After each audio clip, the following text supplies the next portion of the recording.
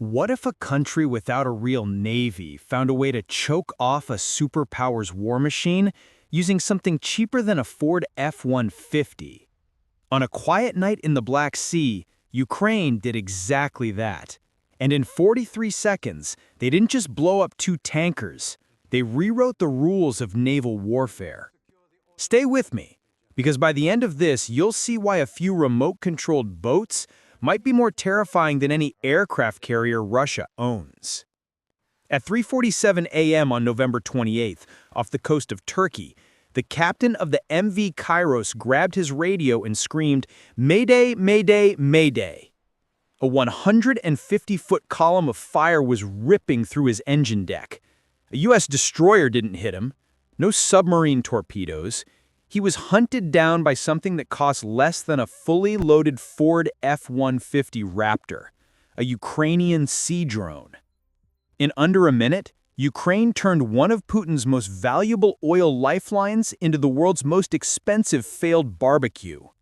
The story starts at 3 a.m. in the Black Sea. We're zooming into a strange little patch of water that sailors whisper about, the Death Triangle. It's about 30 miles off Turkey's coast, where NATO radar coverage overlaps, bends, and leaves weird gray shadows over international waters. Russia treats this corridor like a private highway. Ukraine treats it like a hunting blind. And on this night, drifting right through the crosshairs were 2 massive targets. Meet the victims, the MV Kairos and the MV Virat.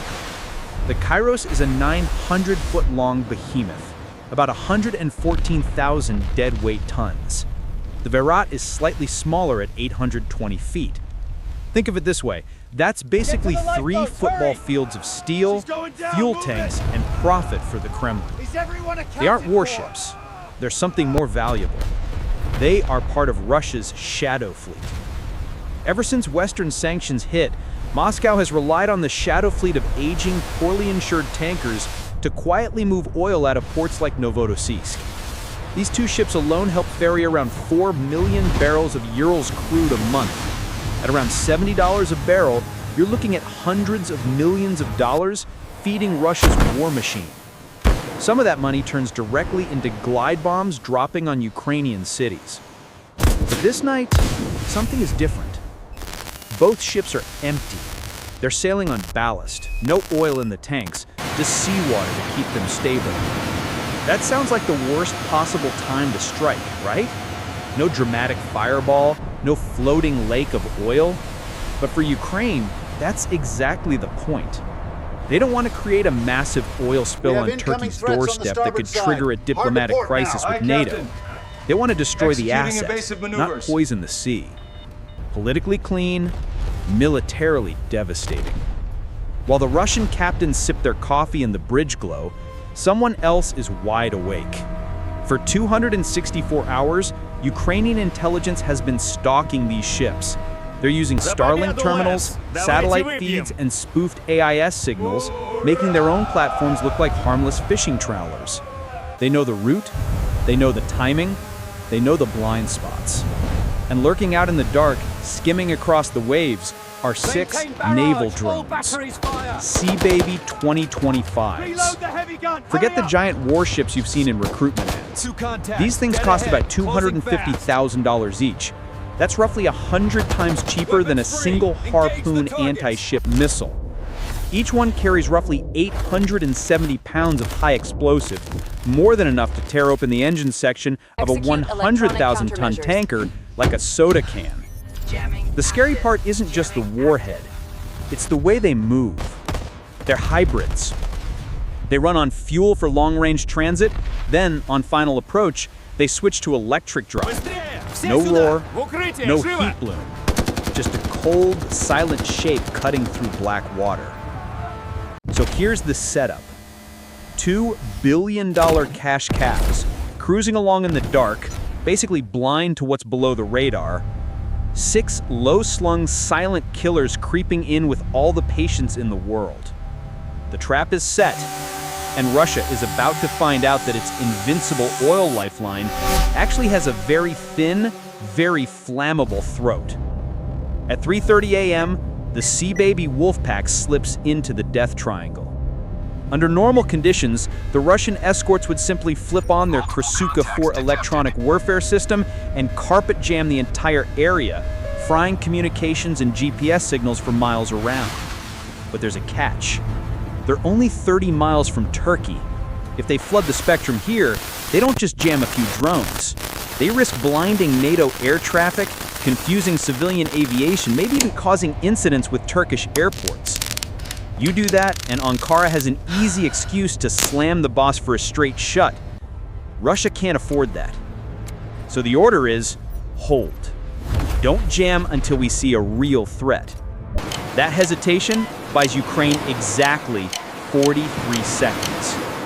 That's the kill window. The time it takes for some exhausted Russian lookout to notice a tiny wake on the water, yell drone, for the bridge to process what's happening, and for the EW officer to finally get permission to hit the big red button. 43 seconds to live, or 43 seconds to die.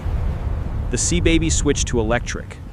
Silent, cold, almost invisible. On the Russian bridge, the radar display is a mess. Waves are bouncing radar pulses back into the receiver, creating sea clutter, static and speckles all over the screen. Somewhere inside that snowstorm, the drones are hiding. To the operators, it's like trying to spot a knife in a blizzard. They know something is out there. They just can't see it. The tension snaps. A sensor officer thinks he sees a ghost echo.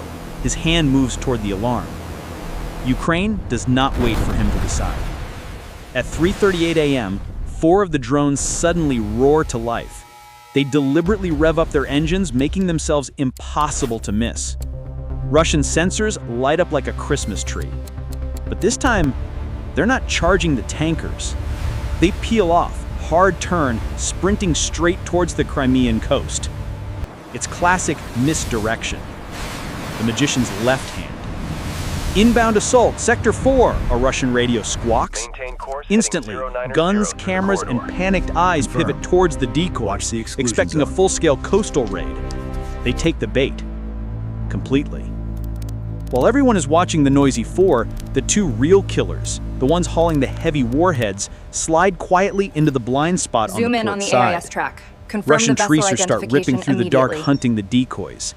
The Sea Baby AIs kick in. These aren't simple RC toys anymore. They're running autonomous attack profiles. They weave in sharp S-turns at close to 50 miles per hour, forcing Russian gunners to lead their shots and correct constantly. Water erupts in white foam inches from their hulls, but the drones don't flinch. They use the waves as cover. They use the chaos as camouflage.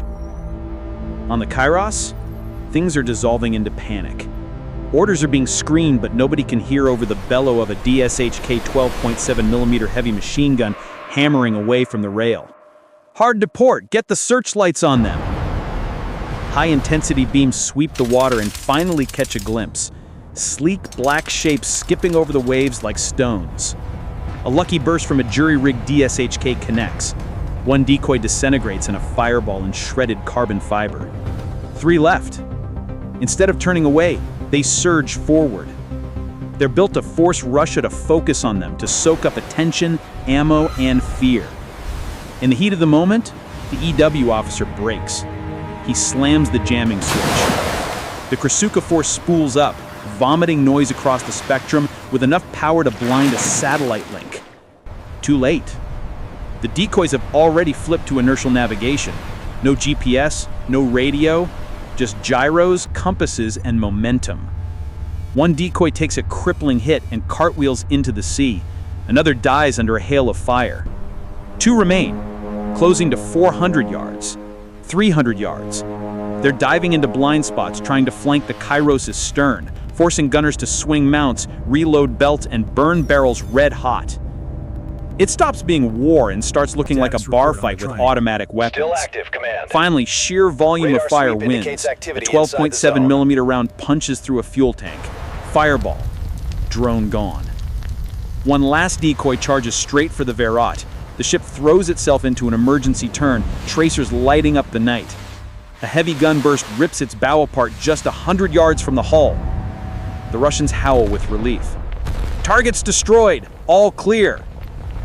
They think they've stopped the attack. They haven't. Because while everyone's eyes were glued to the fireworks on starboard, nobody was watching port. At 3:42 a.m., as the smoke drifts away, a lookout on the Kairos finally sees it. Two faint, glowing wakes sliding up on port side. No engine roar, no radar return. Just two black shapes moving like ghosts. Contact port. Two more. Close range. That's not a warning. That's a death sentence. The Kairos is helpless. Its heavy guns are still aimed starboard, barrels smoking from the decoy fight. To crank them around to port will take 25 seconds of sweaty manual labor. They have less than that. The captain screens hard starboard,